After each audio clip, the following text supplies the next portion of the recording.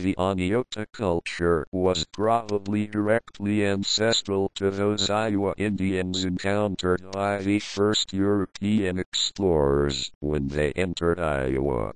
In early historical times, the tribes resident in Iowa were the Iowa Northern, Central and Eastern Iowa and the Sioux, Northwest Iowa.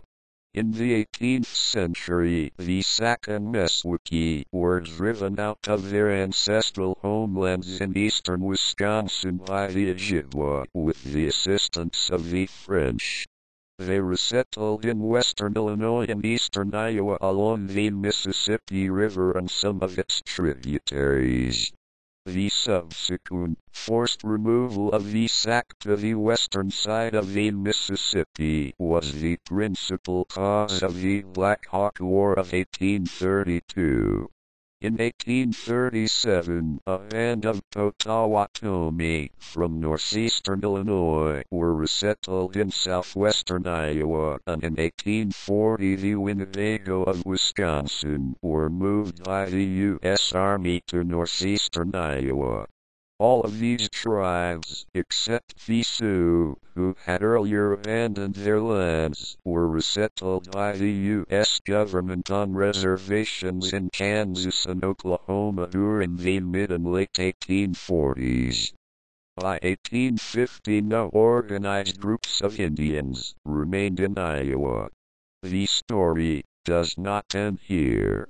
In 1857, a portion of the Meskwaki tribe returned to Iowa, where tribal representatives had purchased land in Tama County along the Iowa River.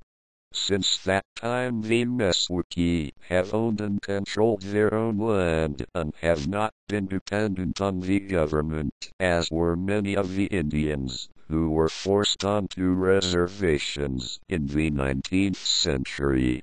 The Meskwaki continue to struggle to preserve their identity, not as a historical curiosity, but as a vibrant living culture encompassing art, music, dance, and poetry.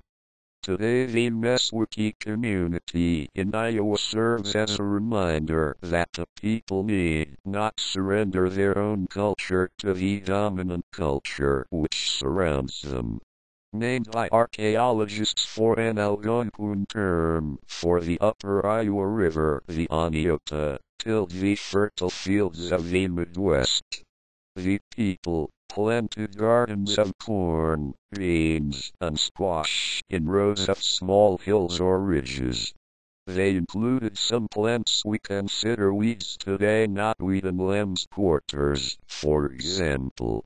Oneota people also hunted buffalo, elk, deer, and a wide variety of small mammals and fish. Madison arrow points are often found on Oneota sites. Oneota houses varied in shape and size, from a square or oval plan of 15 feet across where an individual family might live, to long rectangular floor plans of 15 x 50 feet and longer, for use by several families or the community at large. Cemeteries were right next to the villages. The Oneota mined copper, which they beat into decorative objects.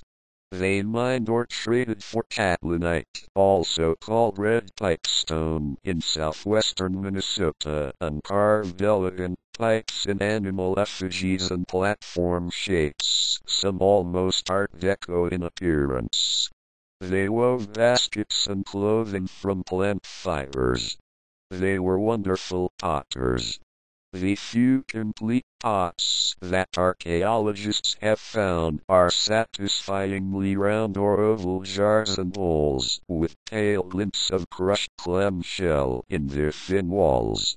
The surface designs are geometric and often include stylized representations of hawks' wings and serpents, combining elements of supernatural, water, earth, underworld, and sky concepts.